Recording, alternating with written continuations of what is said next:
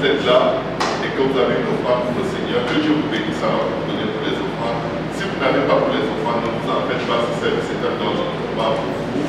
Mais nous voulons supporter l'œuvre de Dieu en apportant dans nos offrandes. Amen. Donc, Pasteur Yannick va faire passer le panier des offrandes. Amen. Gloire au nom de Jésus. Et pendant qu'il fait passer le panier des offrandes, je vais vous attarder à aller dans la parole de Dieu. C'est pendant 2 semaines. On ne confirmera pas dans les prochains jours la date du prochain service. C'est logiquement et normalement pour 2 semaines, mais on va quand même me confirmer. Amen.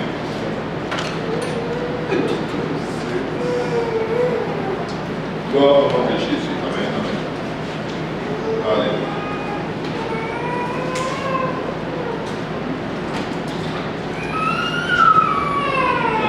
Nous allons aller dans la parole du Seigneur. Nous voulons entendre de la part de Dieu. Amen. Est-ce qu'il y a quelqu'un qui a soif que Dieu lui parle? Amen. Moi, j'ai soif que Dieu lui parle. J'ai vraiment besoin d'entendre de la part de Dieu.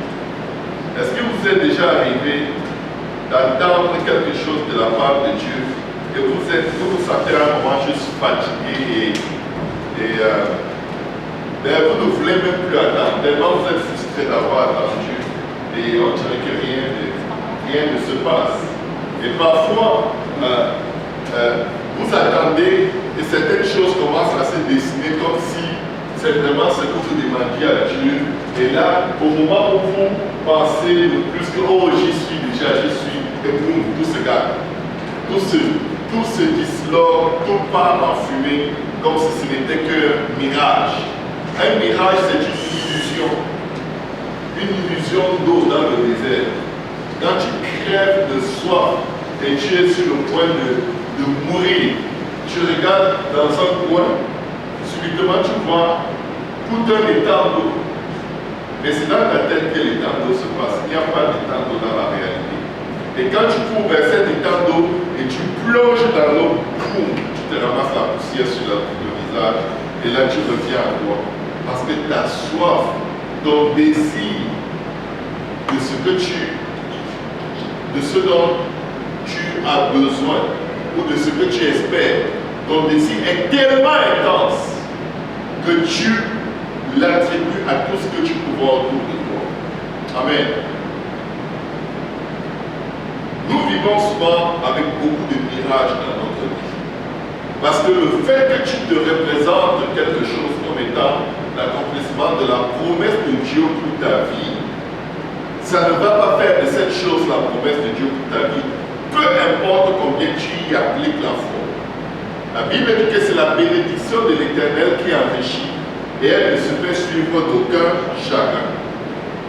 Dieu nous a fait une promesse, c'est qu'en esprit, il va lever un peuple en son nom.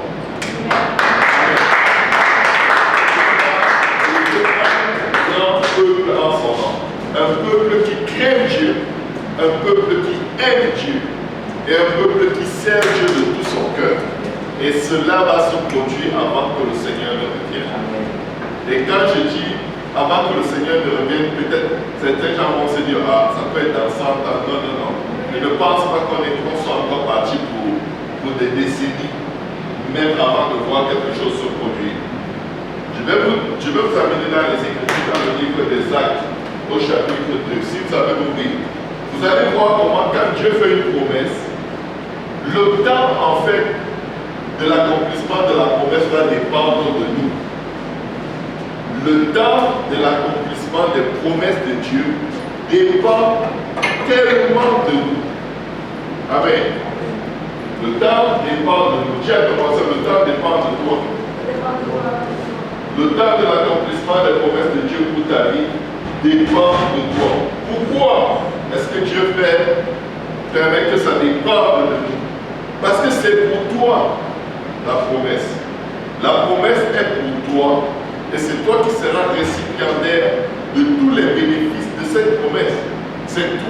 qui Dieu veut apporter le bonheur. C'est toi à qui Dieu veut donner la bénédiction. Donc la promesse, elle est pour toi. C'est pourquoi, quand Dieu nous fait une promesse, il est urgent de se mettre dans toutes les dispositions que Dieu souhaite qu'on ait afin d'accomplir cette promesse. Parfois, je dis à mes enfants qui me demandent certaines choses, je leur dis, il n'y a pas de problème. Rangez seulement vos chambres, faites vos tâches, et après, vous pourrez l'avoir. Imaginez-vous qu'un enfant refuse de faire ce que j'ai dit parce qu'il n'a pas envie. Est-ce que ce serait normal que je lui dise, c'est pas grave si tu n'as pas envie, prends ce que tu me demandais, vas-y, amuse-toi et aie du fun. Ou amuse-toi bien. Vous savez ce qui arriverait si je traite mes enfants comme ça? Ils vont devenir ce qu'on appelle des enfants gâtés, rebelles, incapables de vivre une vie ordonnée. Parce qu'ils sont habitués à tout recevoir sans payer de prix, sans changer d'attitude. Imaginez que ma fille me dise, papa, je veux sortir avec le vélo, je veux aller pédaler. Je lui dis, il n'y a pas de problème, à condition que tu mettes un casque de sécurité. Est-ce que le casque de sécurité, c'est pour nuire à ma fille? C'est pour la sécurité. Ça veut dire que je suppose qu'il peut arriver quelque chose. Le vélo glisse, elle tombe, ou quelqu'un la bouscule, elle tombe. Le malheur ne vient pas toujours de nos erreurs. Il y a des erreurs des autres qui vont nous embarquer dans des situations très difficiles. Mais je dis à ma fille, mets le casque et tu peux prendre le vélo. Elle dit, je n'aime pas les casques. Je ne veux pas mettre de casque, je veux aller comme ça. Je lui dis, regarde, moi je ne veux pas que tu ailles, tu finisses éventuellement à l'hôpital. Donc moi je tiens à ce que toute éventualité que tu te fasses du mal soit écartée. Donc tu mets le casque, tu prends le vélo, et si tu ne veux pas mettre le casque et tu veux pédaler à risque, je te refuse le vélo. Est-ce que ça fait de moi un père méchant? Non, ça fait de moi un père qui se soucie du bien-être de mon enfant, vraiment à long terme. Elle pense peut-être à ce 10-15 minutes à pédaler, traverser les rues, que pour elle, elle ne voit pas le danger, que j'anticipe, connaissant à peu près comment la circulation est dans le quartier. Amen. Dans le même ordre d'exemple, si elle veut pédaler à l'arrière-cour, où il n'y a que du gazon, et elle dit, je ne peux pas mettre le casque, je peux lui dire, ne mets pas le casque. Parce qu'il n'y a que du gazon. Même si tu tombes, les risques sont tellement moindres que d'aller sur la route où les voitures, les vélos, les motos circulent. C'est toujours le même père, c'est toujours le même enfant, mais des contextes différents. C'est dire ceci, il y a de ces choses que Dieu va parfois permettre dans nos vies. Et à certains moments, pour les mêmes choses qu'il avait jadis permis, il va nous fermer toutes les portes. Et les fermer tellement radicalement qu'on aura l'impression qu'on a une malédiction sur nous. C'est pourquoi il ne faut pas toujours prendre pour acquis qu'il y a 10 ans, Dieu t'a approuvé par rapport à une chose, et aujourd'hui tu retournes faire les mêmes choses sans vérifier l'approbation de Dieu. Le contexte a changé, le milieu a changé, Dieu a changé, les attentes de Dieu par rapport à toi ont changé. Maman Rachel ne va jamais traiter Adam dans 15 ans comme elle le traite maintenant. Elle ne va pas le porter sur ses jambes pendant le service. Elle ne va pas l'amener à la cuisine pour lui donner le sein maternel. Dans 15 ans, elle va lui dire, tu peux aller te faire voir ailleurs si tu ne peux pas te comporter comme un enfant de ton âge. Parce que mon sein, tu ne l'auras pas. Point final. Et personne ne va dire qu'elle est cruelle. C'est quoi cette mère qui refuse le sein à son enfant? Là maintenant, on peut le dire. Dans 15 ans, on ne peut pas le dire. On va plus te demander, mais c'est quoi cet enfant qui refuse de grandir?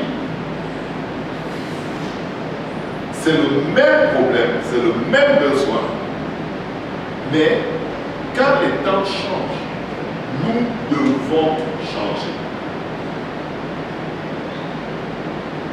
Actes au chapitre 2. Actes chapitre 2. Regardez ce qui arrive avec les disciples du Seigneur. Je vais essayer de ne vraiment pas être long. Dieu ne change pas, mais les circonstances changent et il veut un changement. Amen.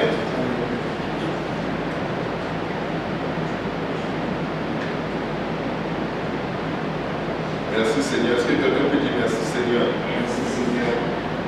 Merci Seigneur. On va alors Actes chapitre 1.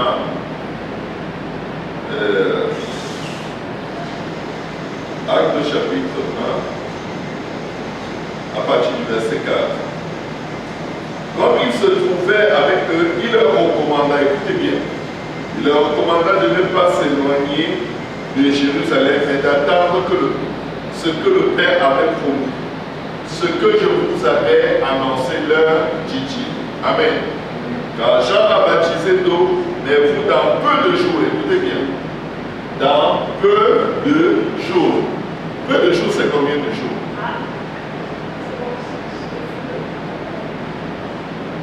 Peu de jours, c'est combien de jours? Pour quelqu'un, peu de jours ne doit pas dépasser 2 jours. Parce que 2 jours, c'est déjà pluriel. 3 jours pour la personne va être trop loin, non, je ne peux plus attendre. Et c'est arrivé. Il leur a demandé d'attendre peu de jours. Et il y a des gens qui sont partis.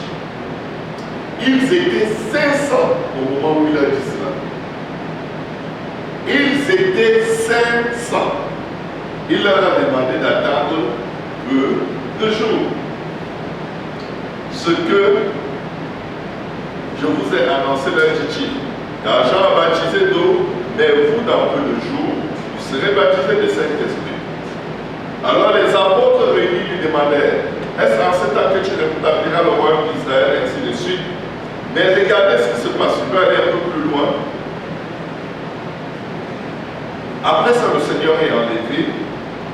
Mais dans Acte 2, la Bible dit, le jour de la Pentecôte, entre le moment où il a dit vous serez rempli du Saint-Esprit dans peu de jours et le jour de la Pentecôte, il y a combien de jours? Il y a 10 jours. 10 jours, 1 semaine et demie. Mais le jour de la Pentecôte, ils étaient tous ensemble dans le même lieu.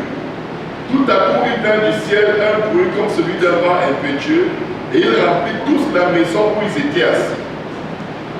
Le Saint-Esprit vient. Et quand nous lisons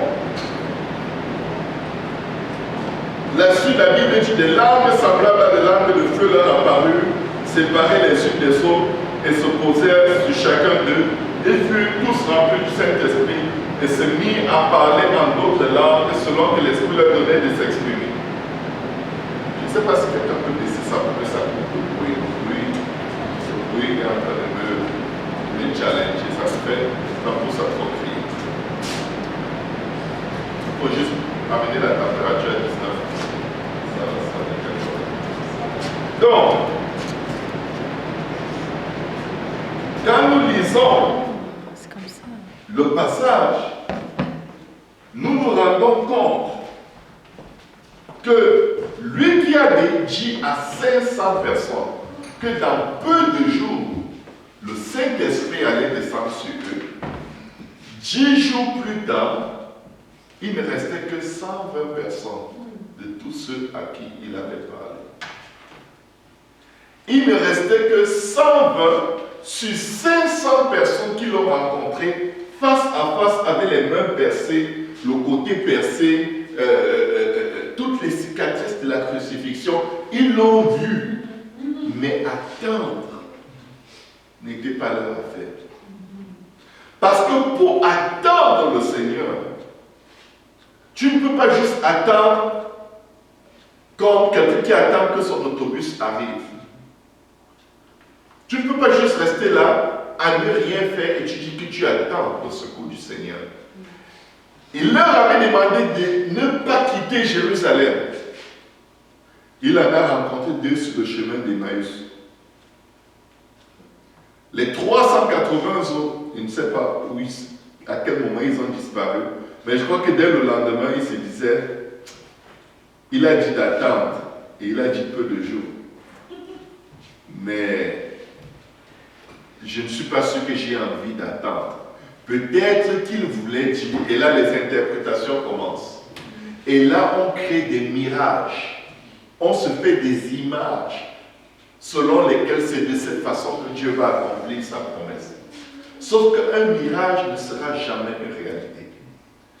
Il leur avait demandé de rester à Jérusalem. Maintenant, dans la chambre haute, la Bible dit le jour de la Pentecôte, ils étaient tous réunis dans le même lieu.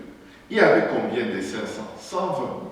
Mais qu'est-ce que les 500 ont fait pendant ces 10 jours d'attente? Ils priaient. Ils priaient.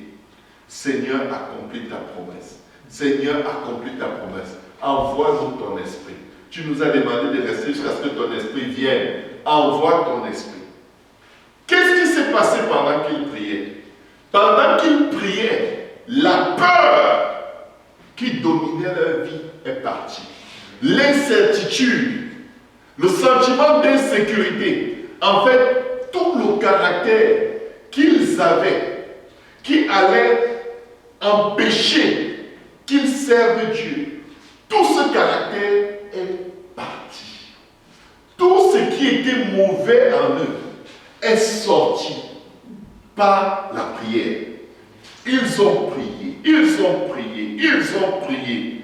1 jour, 2 jours, 3 jours, 4 jours, 5 jours. Là, quelqu'un allait dire, waouh, de toute ma vie, je n'ai jamais prié 5 jours. Là, je vois que c'est bon comme ça. Là, je dois partir. Et je peux vous promettre que c'est dans un processus de 10 jours que les 500 ont diminué,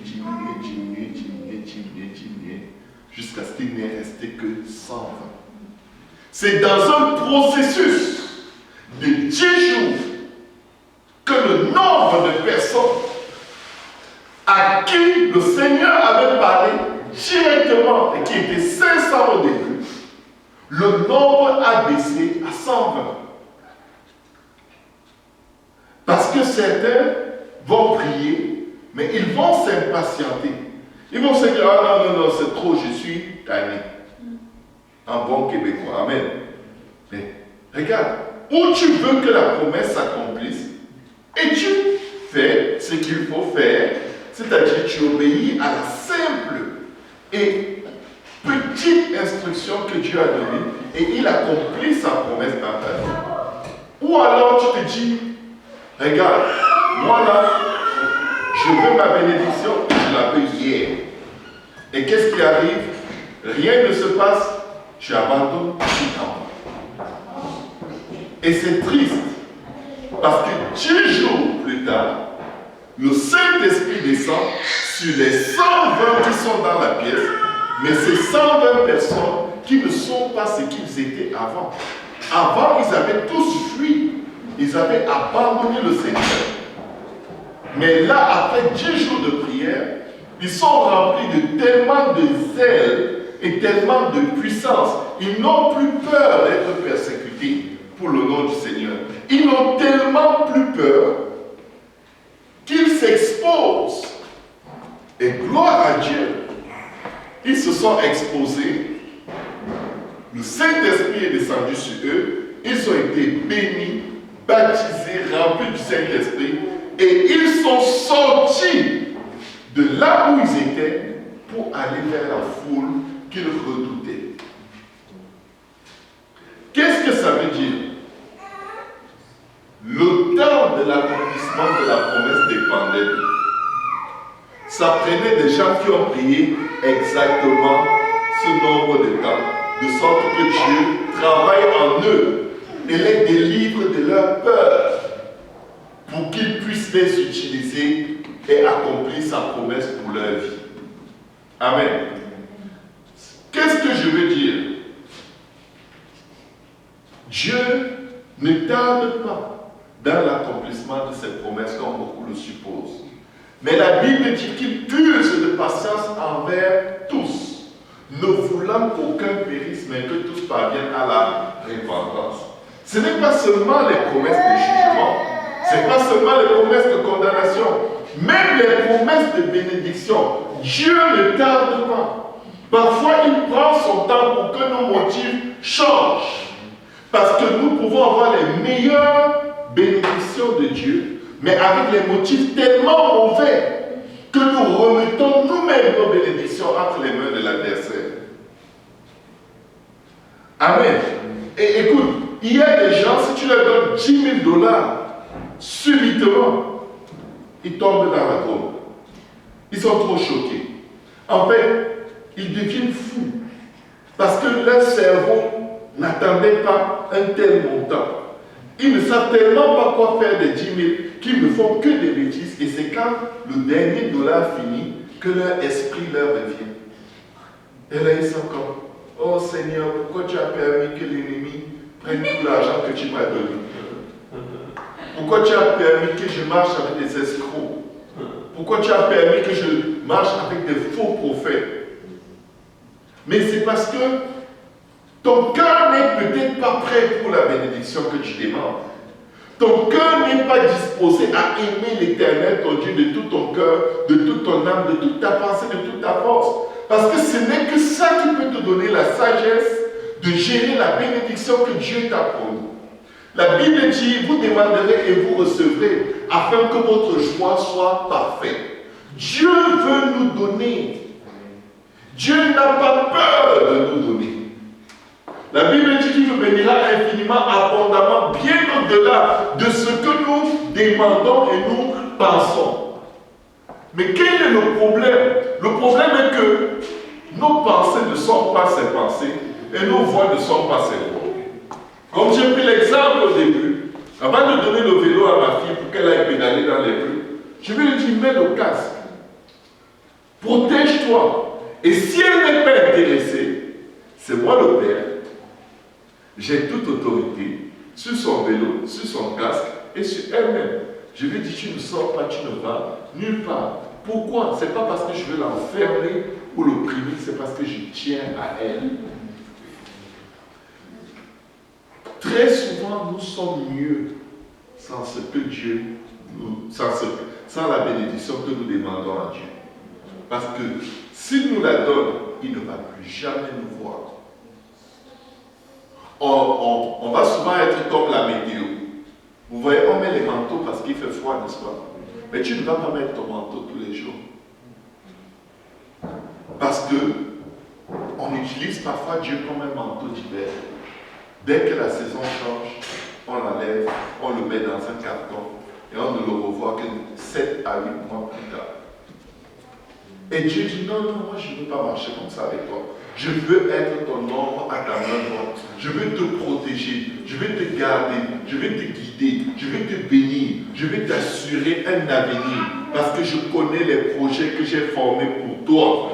Tu veux marcher dans tes projets, mais moi j'ai des meilleurs plans pour ta vie.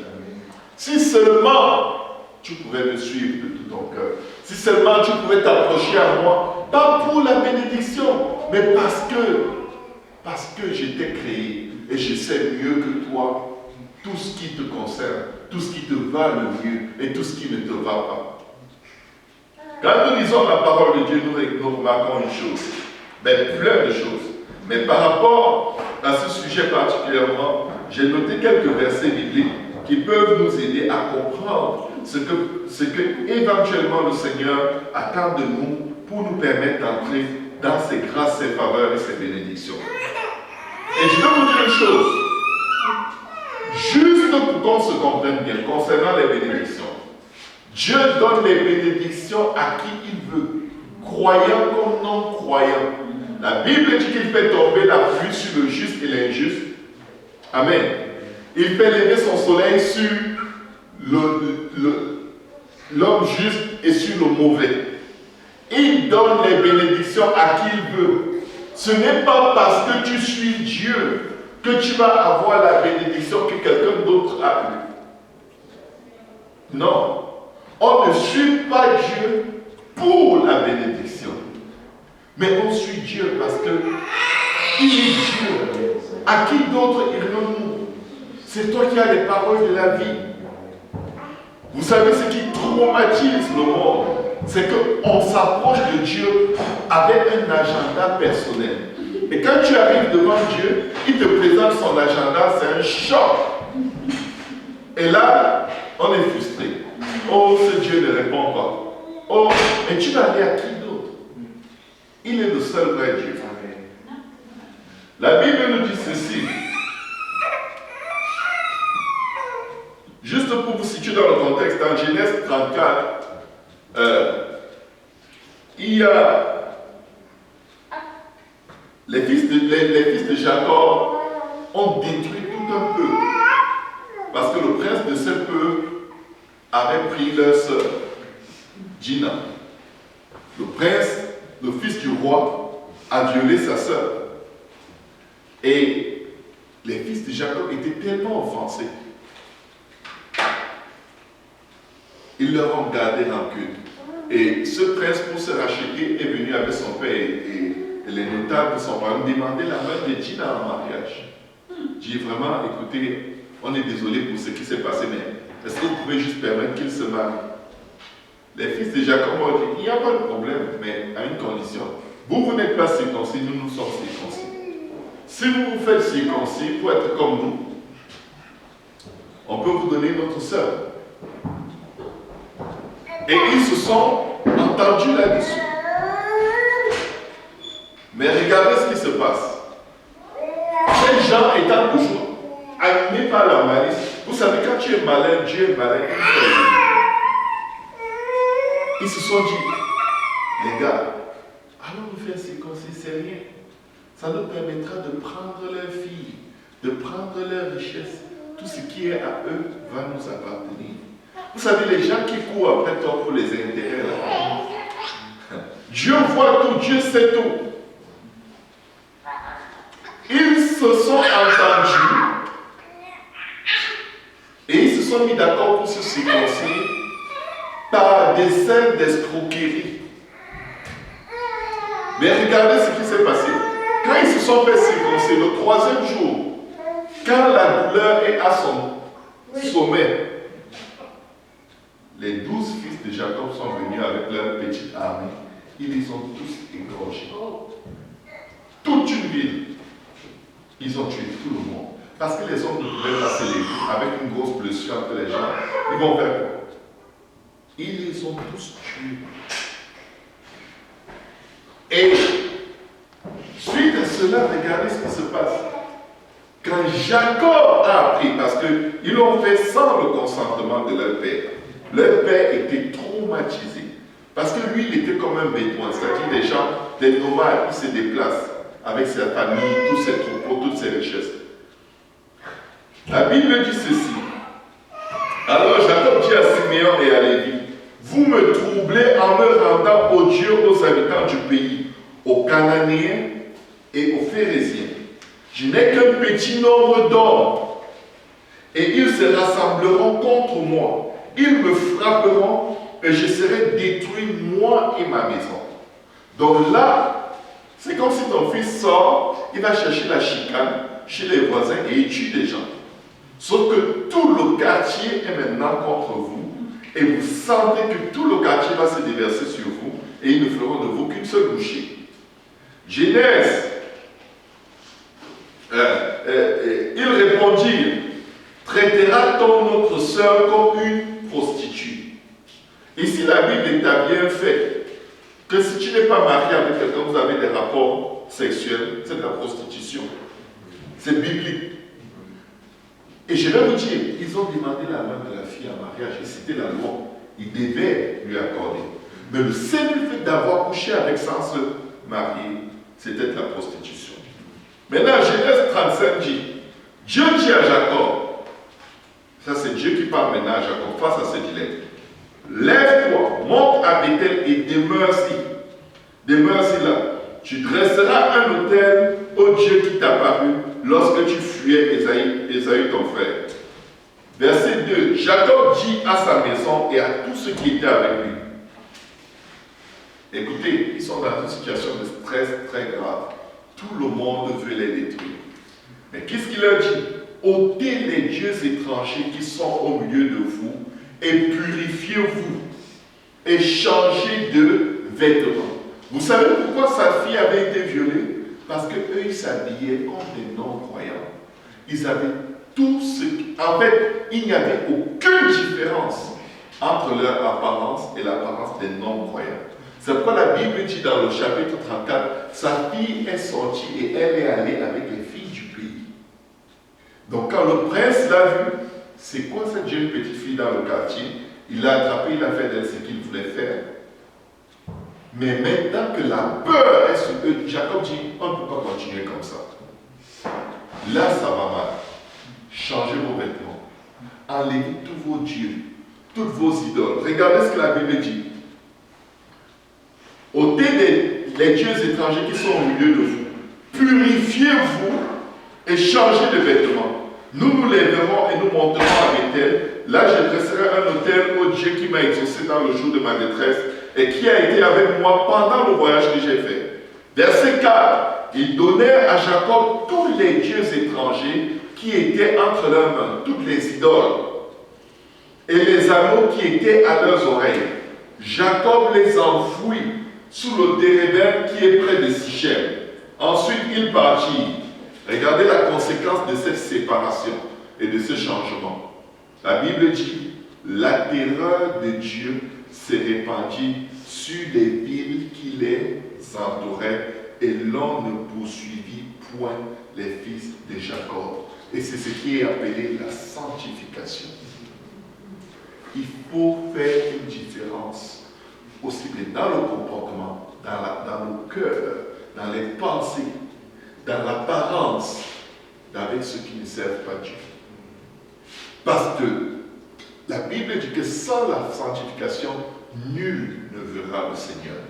Et la Bible parle de la sanctification du corps et la Bible parle de la sanctification de l'esprit. Amen. Amen. Dieu apparut au verset 9 à Jacob après son retour de Padan Aram et il le bénit. C'est-à-dire, ils se sont sanctifiés. Dieu les a tellement protégés qu'il a littéralement sémé la crainte dans le cœur de toutes les villes qui les entouraient. Eux, ils sont un petit groupe, mais Dieu sème la crainte dans le cœur des villes à leur sujet. À cause de quoi? La sanctification, la séparation d'avec le monde et de la façon de faire du monde. Maintenant, Dieu le rencontre et le bénit. Pourquoi? Parce qu'il s'est sanctifié. Il y a de ces promesses qui ne vont marcher que parce que nous avons décidé d'agir autrement que dans les normes, des habitudes que nous avons toujours entretenues. Amen. Amen. La Bible dit ceci, 1 Corinthiens 3, verset 1 à 3. Pour moi, frère, ce n'est pas comme à des hommes spirituels que j'ai pu vous parler, mais comme à des hommes charnels, comme à des enfants en Christ.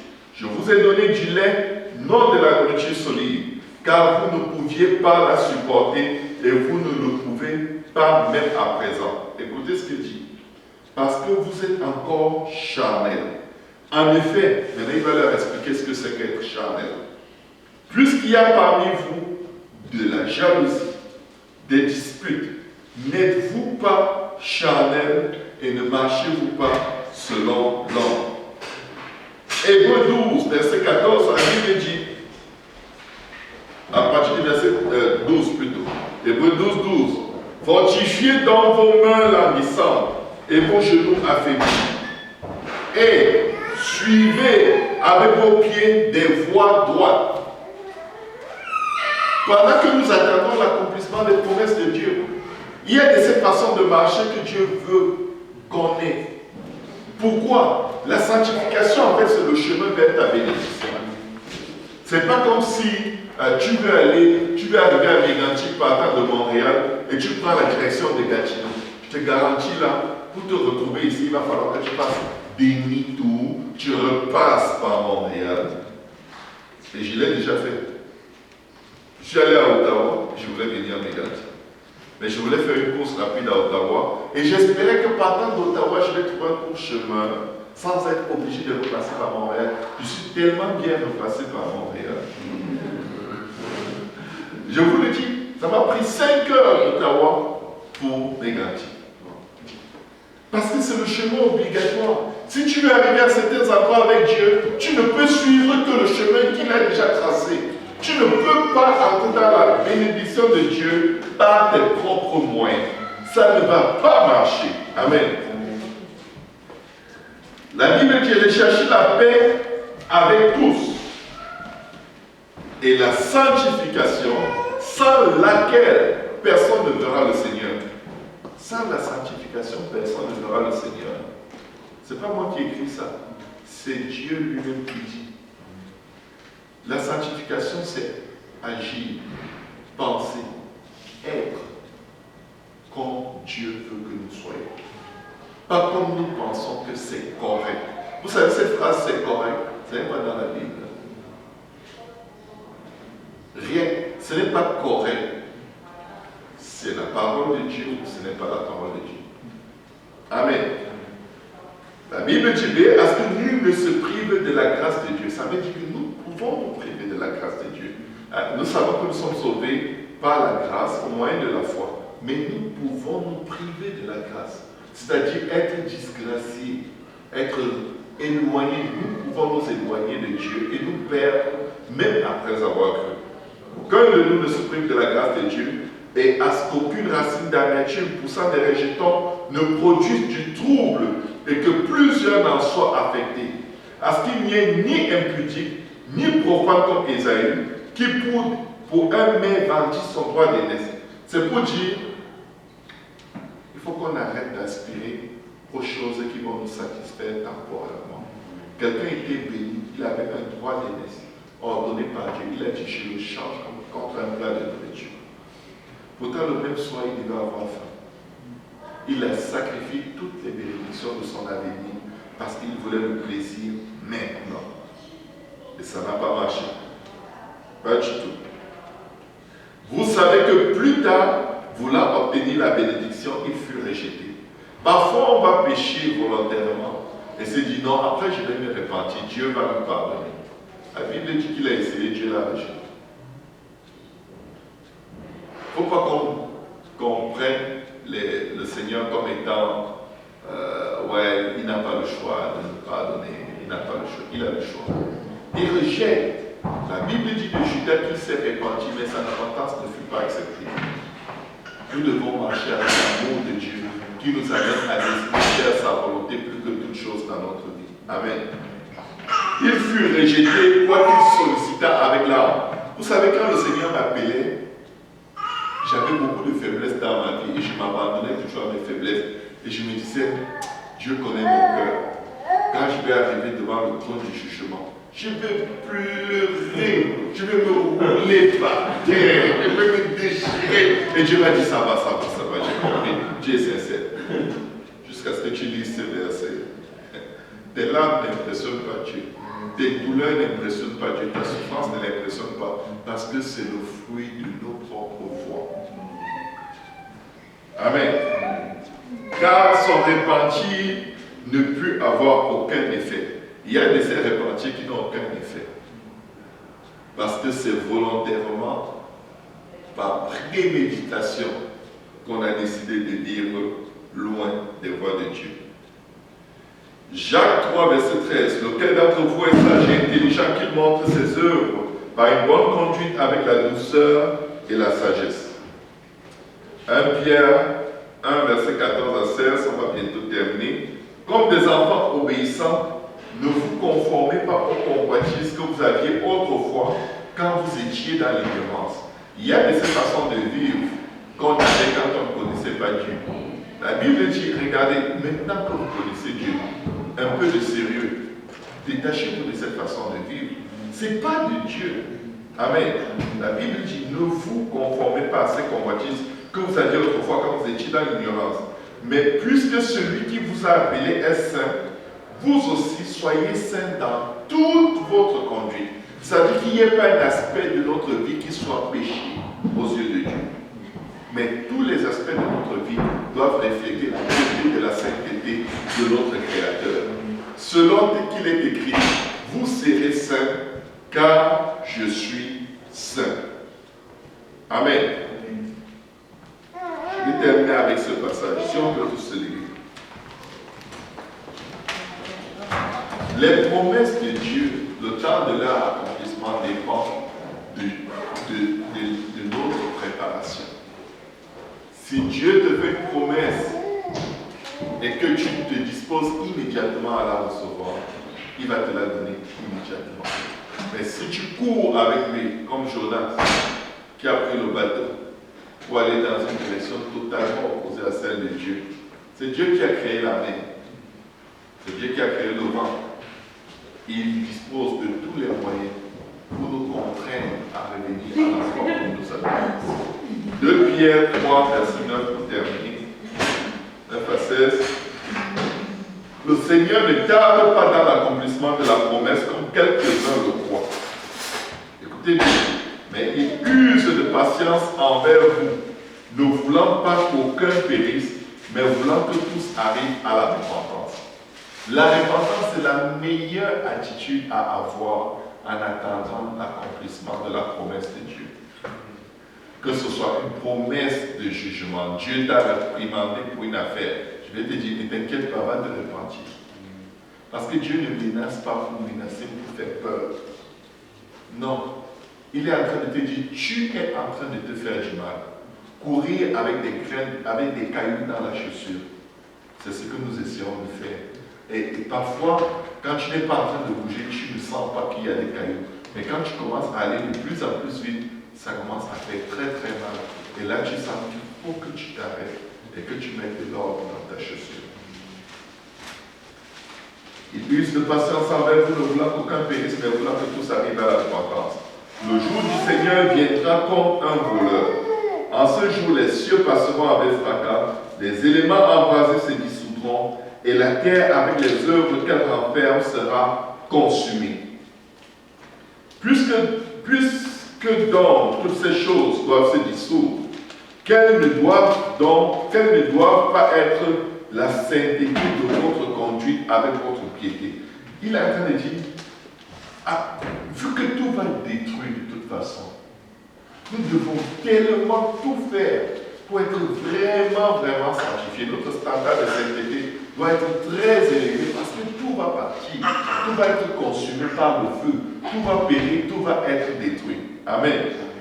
Tandis que vous attendez et hâtez l'avènement du jour de Dieu, à cause duquel les cieux enflammés se dissoudront et les éléments embrasés se fondront. Ça ressemble à ce qui se passe lorsqu'une bombe atomique éclate.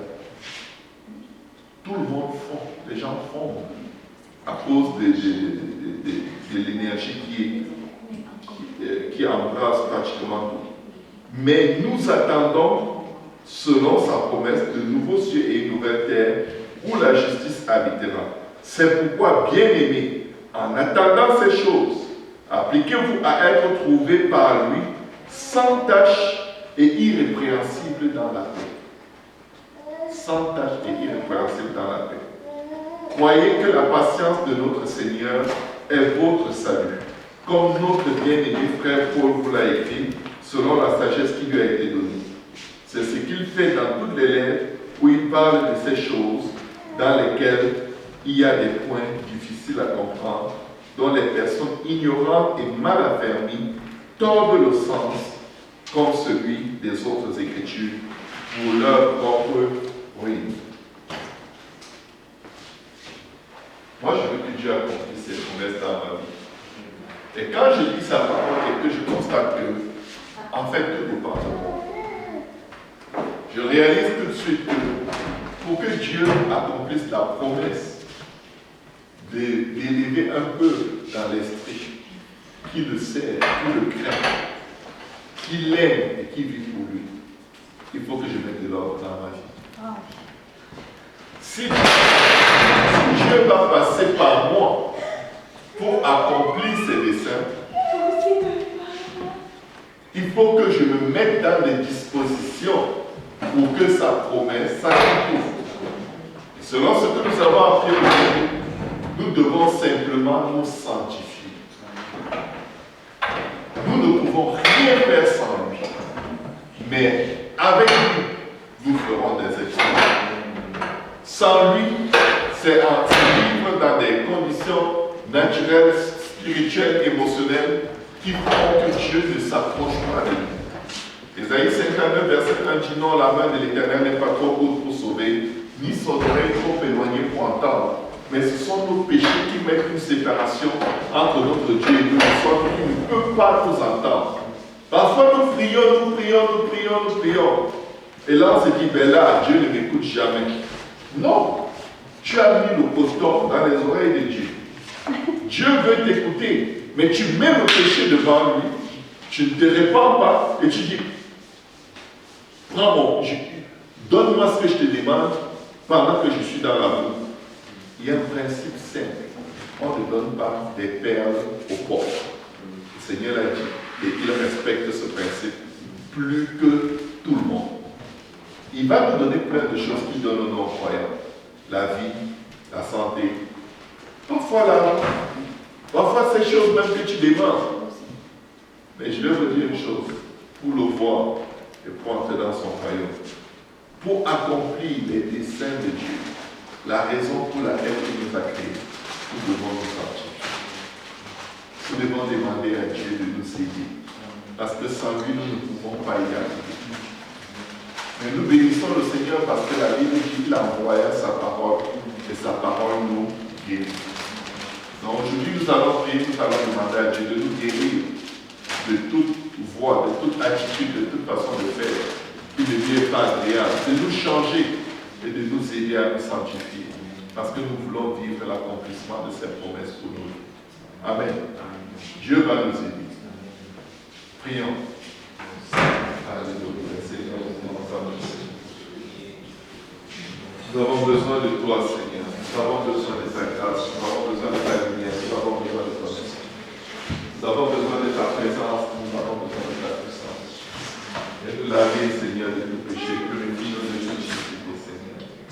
Et à nous un cœur pur, renouvelle à nous un esprit bien disposé, Seigneur. Ne nous cache pas ta face, Seigneur. Ne nous retire pas ton esprit Saint. Viens, Seigneur Jésus, parle à nos cœurs, Seigneur.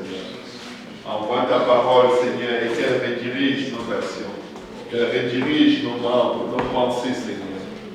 Pardonne nos transgressions, Seigneur Jésus, efface nos péchés, efface nos iniquités, efface toutes nos fautes, Seigneur.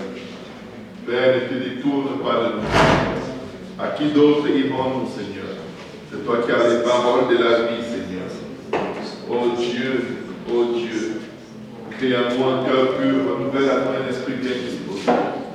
Ne cache pas ta face, Seigneur, mais sais nous connaître tes voies. Fais-nous, Seigneur, marcher dans la voie que tu désires que nous suivions, afin que nous ne nous égarions pas loin de toi, Seigneur. Dirige nos pas, Seigneur, sur les vers pâturages. Conduis-nous vers les eaux paisibles, Seigneur.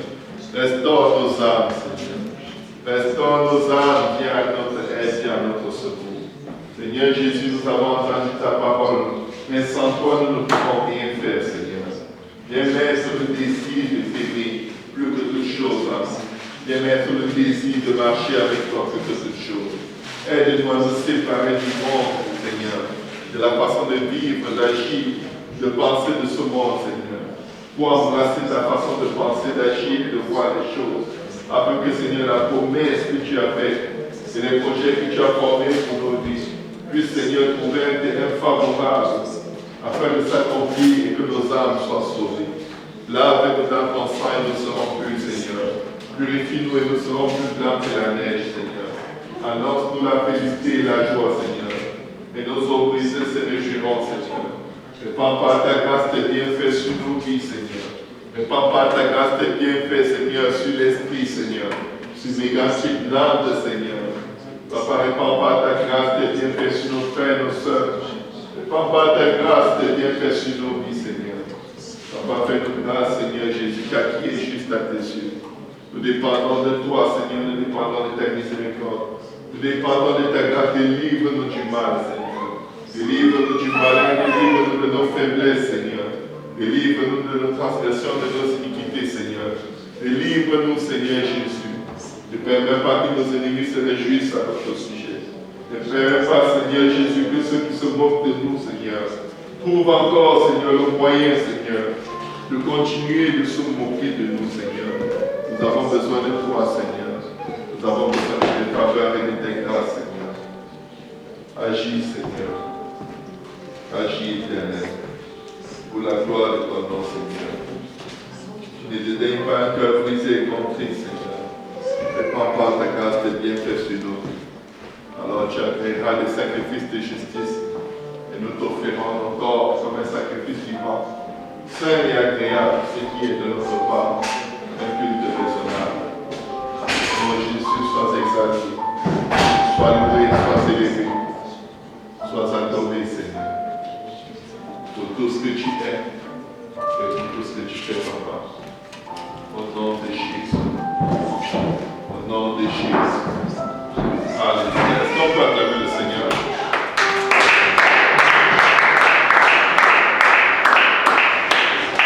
Seigneur Jésus, bénis le repas, bénis ta servante Rachel, Seigneur, pour tous ces sacrifices, ces offrandes.